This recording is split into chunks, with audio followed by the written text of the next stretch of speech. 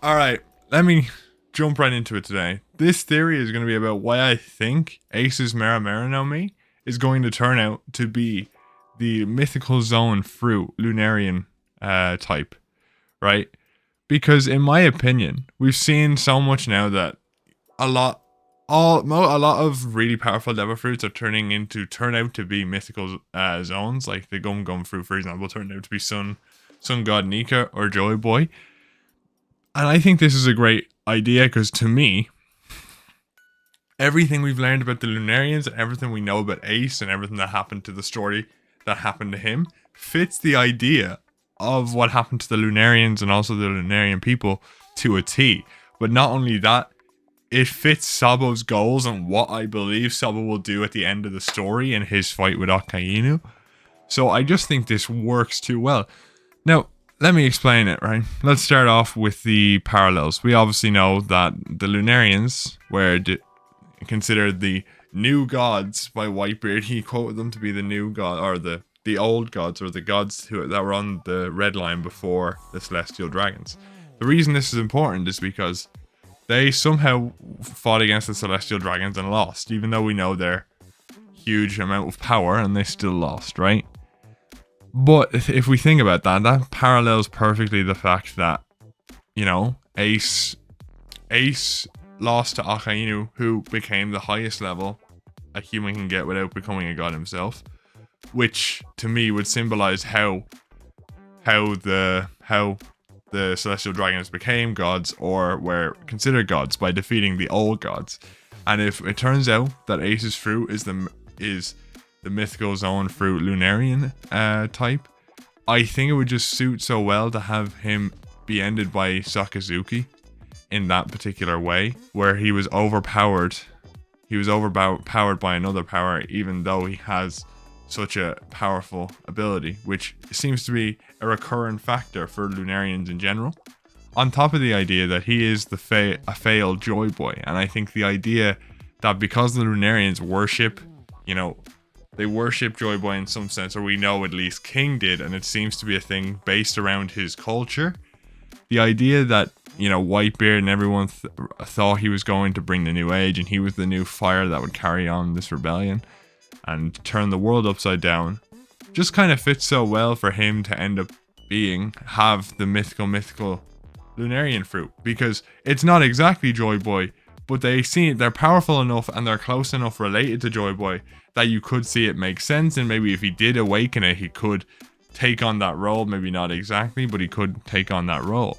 And the reason I think it fits brilliantly, is because at the end of the day, Ace ended up reverting his original thought process, where he was like, I'm just sad I didn't get to see you achieve your dream, Luffy. Which parallels King's want to see Joy Boy, to see Joy Boy again, that his people have talked about for years. Which is really interesting to me, because all these parallels obviously weren't parallels when they first came about. These are all put in place afterwards, which is why I think they're so important. Obviously, these don't directly relate to the fruit their actions Ace took, but I think this hints at the idea that the fruit he had was the mythical Lunarian fruit. We don't even know if that fruit exists, but considering they're an extinct species from long ago, and we've got phoenixes, we've got sun gods, which to me would just be one person, right? So if we can have a fruit based on one person, and with all the thoughts about imagination and people, an alternate future for humanity, like, Lunarians are just another race, and it might end up turning out that all the different races we have are possible futures for humanity, right? And that's how devil fruits became a thing. That's why you might have a fishman devil fruit, that's why you have a dragon devil fruit, all this different sort of stuff, right? And that's why I think Lunarian is almost certain, and the idea that it would be hidden behind the fire ability I think makes perfect sense. But the reason I love this theory so much is because they decided to show us the information about the new gods through Whitebeard, of all people, which is the person who believed Ace would carry on that new era and become that shining fire to ignite the world. Which is why I think this fits so well. And on top of a lot of other things, of course. Ace is not the only one with that ability, of course. So another thing I think fits really well is the fact that Sabo, the person who's second in command to the revolutionaries who are going to be the ones to overthrow the world, or at least have a major part in it. Everything about him also fits that idea, because it also contrasts very well, but we'll talk about that later, right? He is the second in command to Monkey D. Dragon. And if the way it seems to me is that if, let's say, the Lunarians were still around and Joy Boy came around, they would be the second in command, or they would be under Joy Boy. So having him not be directly the leader fits it more, because you have the people who worship the sun god. They're still powerful, but they're not exactly the leaders, it seems, because both King, and if this is true, Sabo, are working under someone.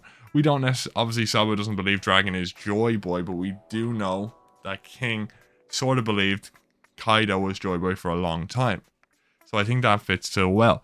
It also fits because I said that the parallel of Ace's death and how he died by the closest thing the Marines have, the highest in the Marines now, in Sakazuki, who are protecting the Celestial Dragons. He died protecting the savior of the world, or the person who's going to bring that fire. You know, if he had the Lunarian fruit, he died protecting the person that the Lunarians worship. You know, the sun god at the end of the day, which I think fits thematically well. And to have it turn out that Sabo will, let's say he awakens the fruit, right? And turns out he is somehow related to a Lunarian, right?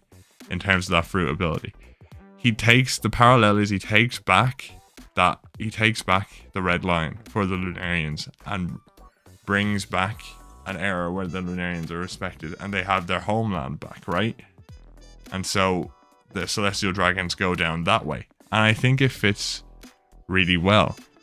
I think it also brings new meaning to everything. Obviously, King, it gives King more importance to the story and further increases the idea that Kaido, his entire crew has some meaning.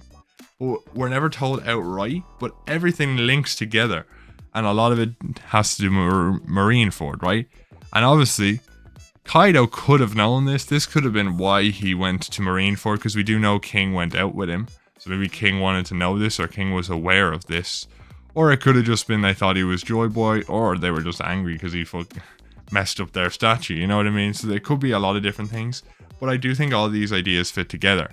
But another thing for Sabo as a character himself, he himself is a noble, right? Which are, in human terms, obviously not celestial dragons, but they do consider themselves gods compared to the normal humans in their society, right? They consider themselves above others. So to have Sabo, who originated from that scenario, become a Lunarian who was taken down by the celestial dragons, who were people who thought they were gods and looked down upon others, to someone who was originally a noble to become a Lunarian in a sense, using that fruit and to liberate the world. It just fits to me thematically well. I don't know about you, but to me, it just fits really well. On top of the idea, right, that each single one of the ASL brothers are now somehow related to a god, right? We got Luffy being the sun god. We got Ace being a failed god, and he's a failed Lunarian because he never awoke in the fruit.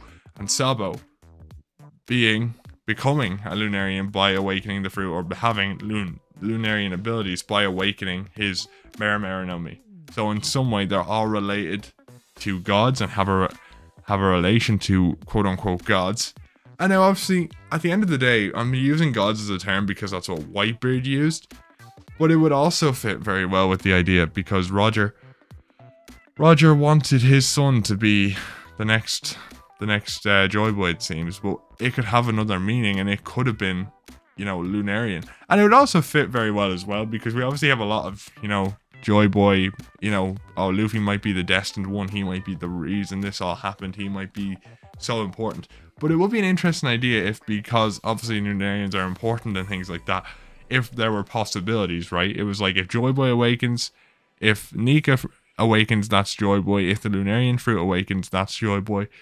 And in that way, it would give credence to every different pirate's vision of Joy Boy and what they thought it was. Because imagination is a very important thing to devil fruits, apparently. So to have, what people perceive to be Joy Boy or who will be Joy Boy, actually have been an original possibility would also be interesting as well.